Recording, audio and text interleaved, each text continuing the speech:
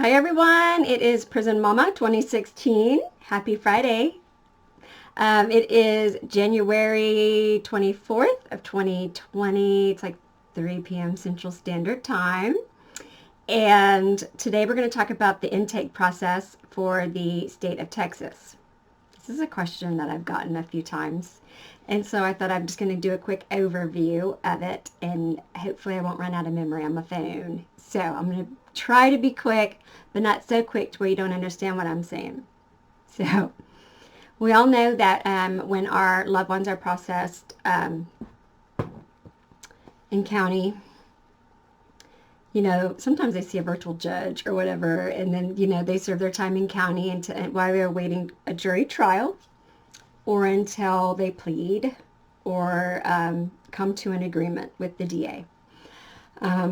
So if your loved one has been found guilty, by a jury, or the other two instances I discussed, they will be sentenced by a judge.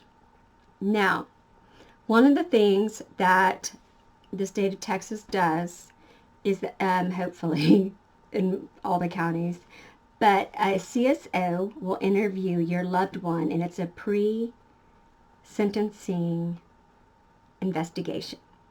And it's done by CSO, and what they do is they compile a report of facts after they interview your loved one, and they present it to the judge.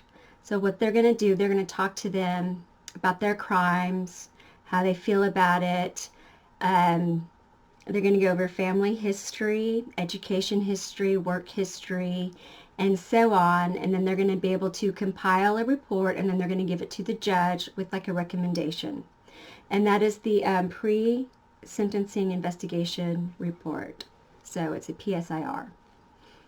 Once the judge has that, and then you go up for sentencing, the judge should have that, and then they'll have, all of the other documentation that the DA has submitted, and all of that, the packet of information. The judge will sentence your loved one, and then depending on what county that you're located in, they have different times and days where they pull chain. And so usually when your loved one is that close and they know that they've been sentenced, they all know the day that people get pulled chain. My son was able to tell me, hey, it happens on Thursday, and so this will probably be it for me, Mom. I love you, and I'll try to get in touch with you as soon as possible. He was right. He caught chain the next day, and this is what happens, okay? Catching chain. They actually pull them really early. They shackle and cuff them to people, and then they put them on a bus, the Bluebird. If it was federal, they usually fly people, but anyway, it's the Bluebird. And there are, put my reading glasses on here. Okay, so there is Bird, Gurney, Garza West, and Holiday. Holiday's in Huntsville. Bird is in Huntsville. Gurney is Palestine area.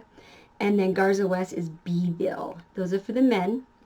The women have Woodman and Crane, and those are both in Gatesville, which is the same region, which I find kind of surprising.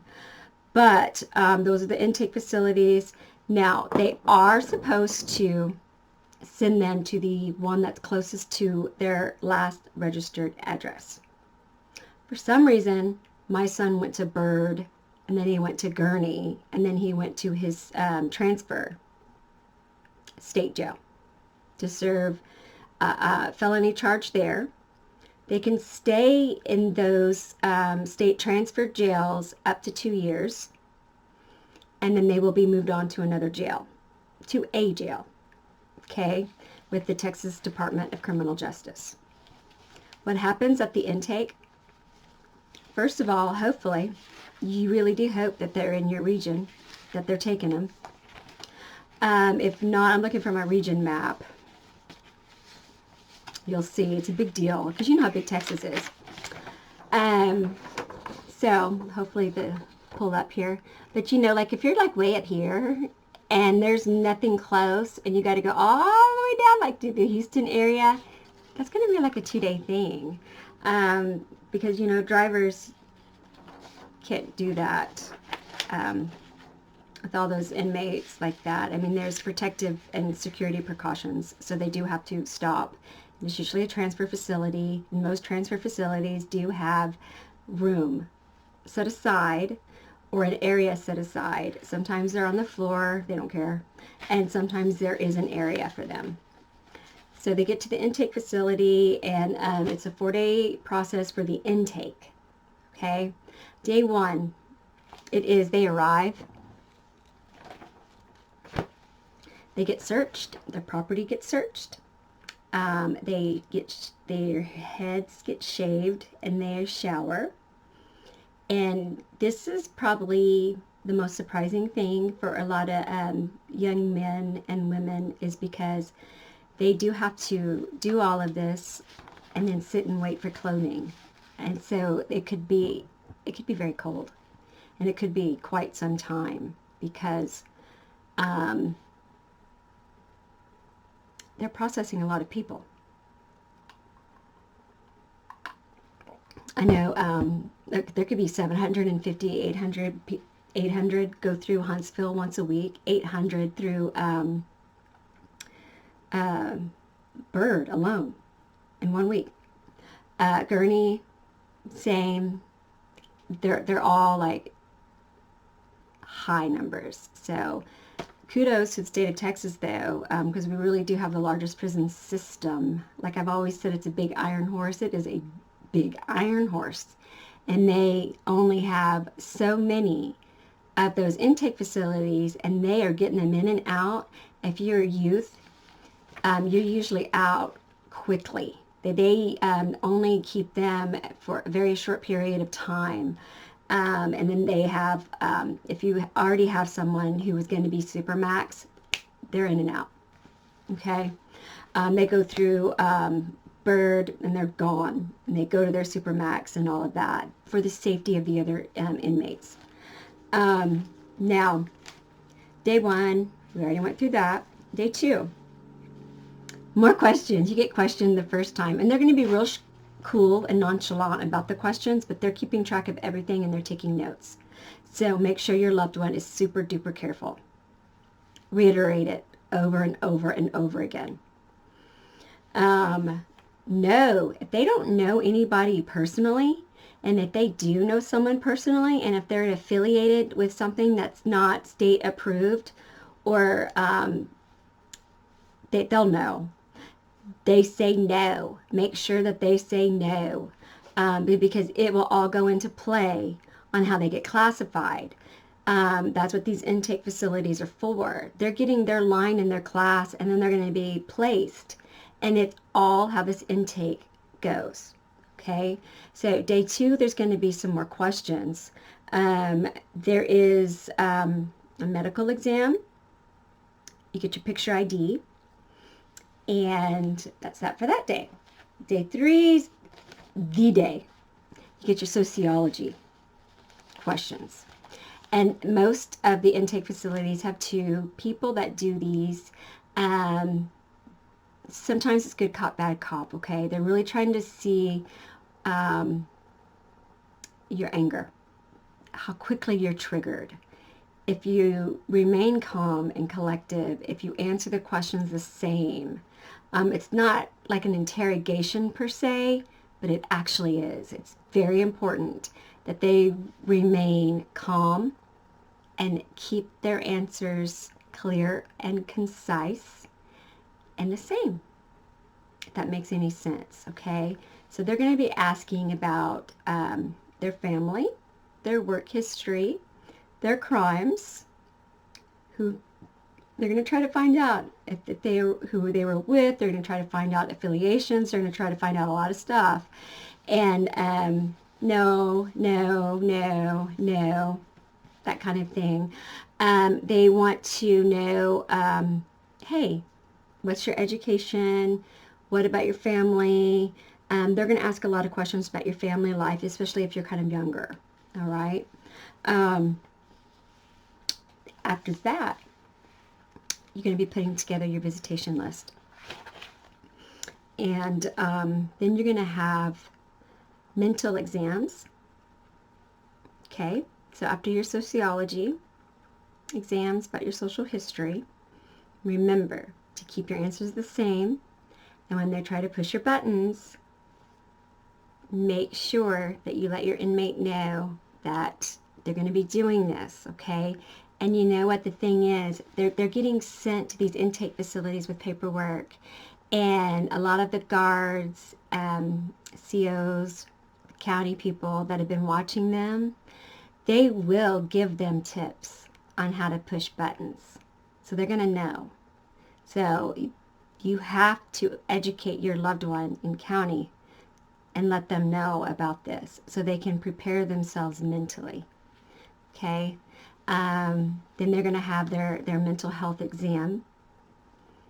And like if they've been on any medication, like antipsychotic medication or anything like that, what the state does is they try to keep them on that same medication for 30 days, and then they will try to find something equivalent and very close to what they've been taking, however, at a lower cost to the state. Okay? Day 4 is the classification unit. That's when they find out how they're going to be classified. Okay, so it's G1 through G5. G5 is the like super max. Okay, G1 is the lowest. So you can go to minimum, medium, or max, depending on how you're classified. All right, your line is a little bit different. It kind of dictates how you're going to be receiving good time, which is important to know. Okay, you want to know like your S2, G2, S3, G3, you know, things like that, because then you're going to know, okay, let's say like if you're an S3, you know, okay, you're going to get 30 for 30. You serve 30, you get 30, and that sort of thing. And it stays that way unless you catch a major case. Okay, so it's a big deal to keep your line in your class. Prepare them. We were very fortunate. The attorney prepared our child. We had a private investigator. They prepared him. He prepared him. And we also had 2 special witnesses that prepared him. And one of them testified on his behalf. Another one did a written report. But they have to be prepared.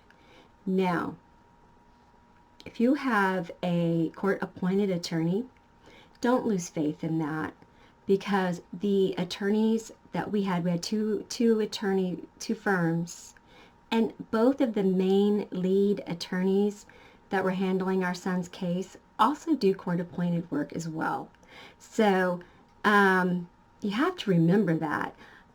You're not always going to get like what you see on TV on Law and Order, the person that doesn't even know your name or whatever. Sometimes you get really good attorneys. And so if you're indigent, you know,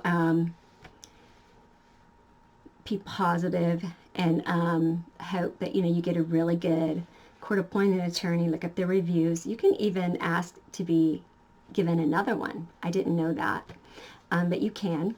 You have that opportunity to do that. Now, they could just say no, but they could also say yes, so it's always worth a try. So after they get classified, they're not going to leave yet. It could take up to 40 days or more, okay? They have to go over the handbook in orientation. They have to be able to, they're trying to acclimate them into what prison life is all about. And what it's going to be like. So, you know, they're trying to, you know, go over the rules, I've read both books, the one for offenders and then the ones for the family. And I highly, highly recommend that you familiarize yourself with the website for the Texas Department of Criminal Justice, because it is a huge website. But that is how you can find out where your loved one is, if they're eligible for visitation, everything. Okay, you can do your e-com through there. You can find out PREA reports, which is really important, you know, because the state of Texas has a no sexual assault policy or harassment policy. And you can even go in there and read the PREA reports whenever someone goes in there and investigates the state jails. For someone like me, I read them. I'm a little OCD about stuff like that, but they could stay 40 days or more. They do try to house them closest to their residence as well. However, if there is no space, they're going to try to put them in the facility closest that meets their classification. Okay, so you don't want to be putting a G2 in max. Okay, so sometimes I've known of many families who have had their loved one sent off 8 hours or more, and they put in a hardship transfer. That's on the website as well. That's why I keep saying familiarize yourself with the Texas Department of Criminal Justice website. It's a huge website, and it's very informative. It even gives you phone numbers. Like I called Huntsville this morning, just to make sure that my son's line and classification are the same. And they are. And every time I've called, more than willing to help, okay? So remember that. Remember that we're in a huge state. And for them to get people through intake that quickly, it's kind of remarkable if you think about it, because we do have one of the biggest prison systems in the United States. And but I'm really trying not to say that and as much. But one of the things that when they do their educational testing, part of the intake process, okay, they're going to do an education test and an IQ test.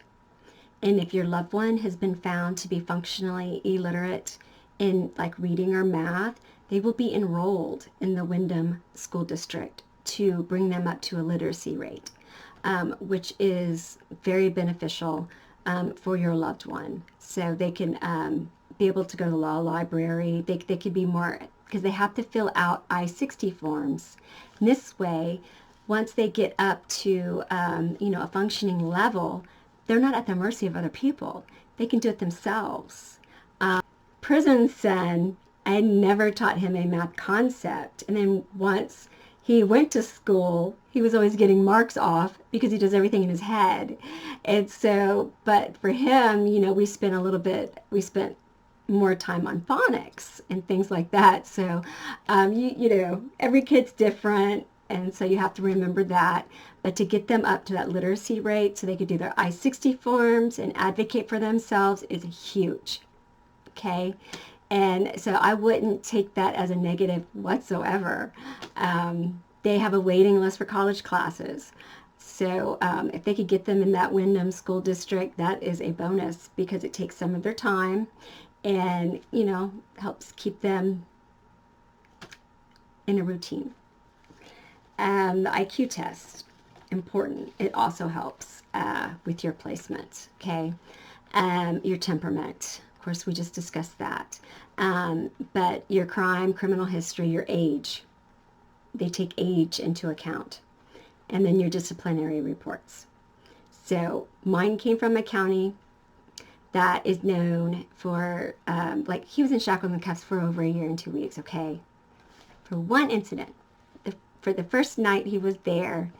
Long story. And I understand a month or 2 months or 3 months, but not the whole time he's there. So they go over the top. So they kind of took those disciplinary reports and they were like, because they're kind of known for that. Just remember, so it may take up to 40 days. Now, if if you get involved and you start looking at some of the groups that you can become a part of or support, like, TIFA, T-I-F-A, they do have a membership that you can pay dues and to help support their legislative efforts. But they also, on their website, they have lots of free material as well. They also have a Facebook page. You just have to let them know that where your person is incarcerated at, and that sort of thing, because it has to be a very safe place for us to be able to express ourselves. And a lot of times it's just scared, just people that are fearful, wondering, is this normal? What do I do? And the people that are administrators of the TIFA, I know for sure, Facebook page, they are on top of it. And they are able to guide people to the correct resources. And one of the things I was going to do tomorrow, actually, was going to go to Houston because they were having a quarterly.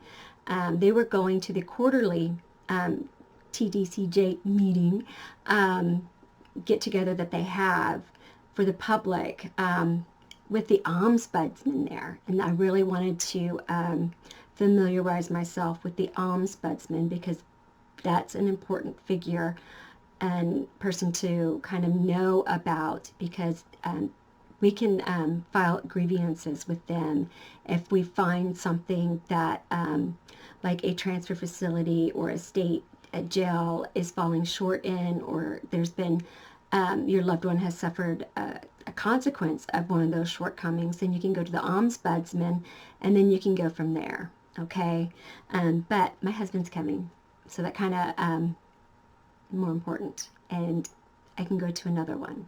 But they have chapter meetings, and if you can't go to like a physical chapter meeting, then you can do a virtual meeting as well.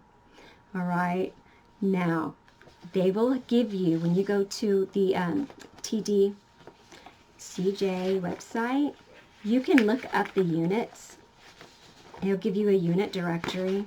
I don't know, I don't want you to see all my notes, because I went through my region 2 and I already picked out my son's prison. I don't know if anybody else is OCD like I am, but I'm like, ooh, I want the one with the modular pod system, because they can take down riots faster. That's sad. I went through them all.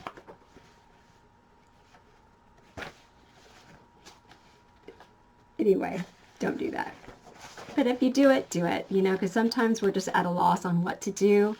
And I think, the more things that we learn, and then we're able to share, but we're also empowering ourselves.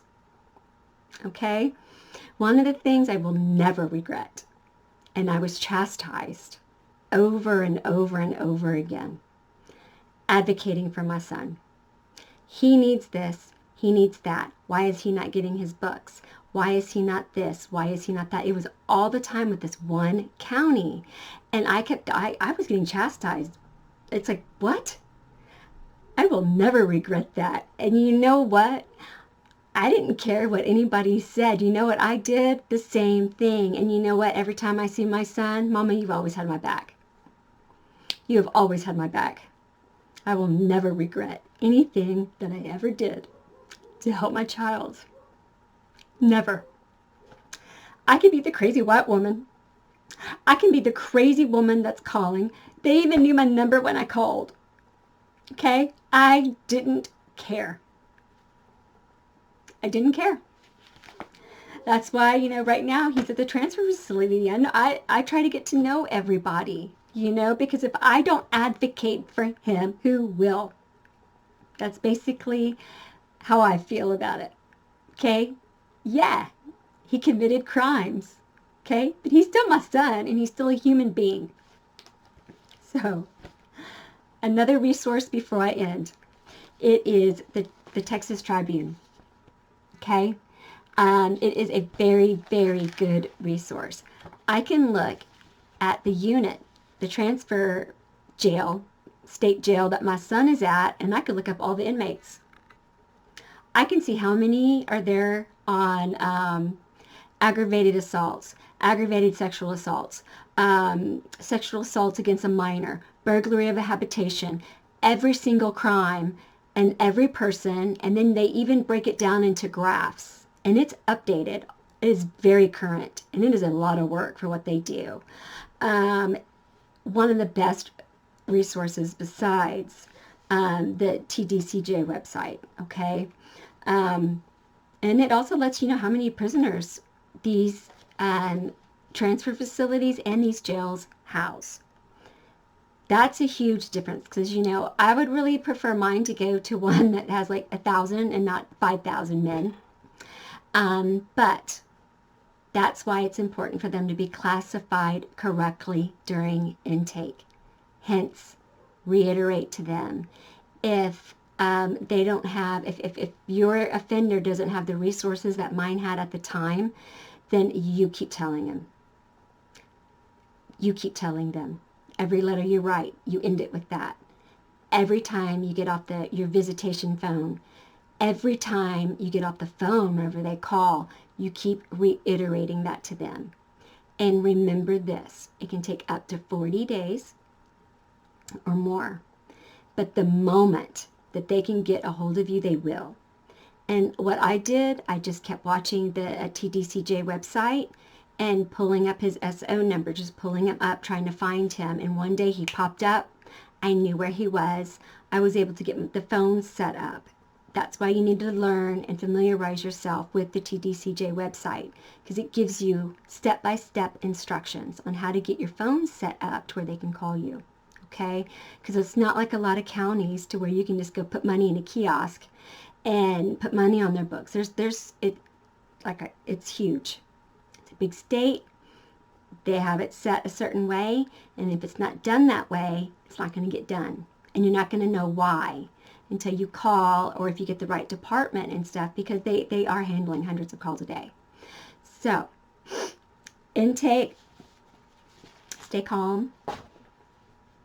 If you pray for them. If